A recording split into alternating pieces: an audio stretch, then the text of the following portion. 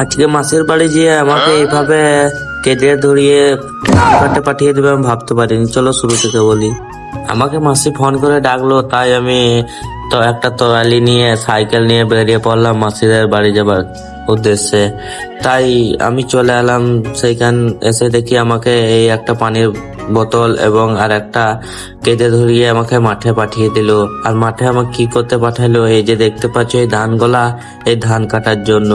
আর বড় লোকের ছেলে, বুঝতেই পারছো, ধান না কাটলে খেতে পাবো না। তাই এই যে দেখছো দুলাভাইটা ধান কাটছে আর আমি এদিকে ধান কাটতে শুরু করে দিয়েছি।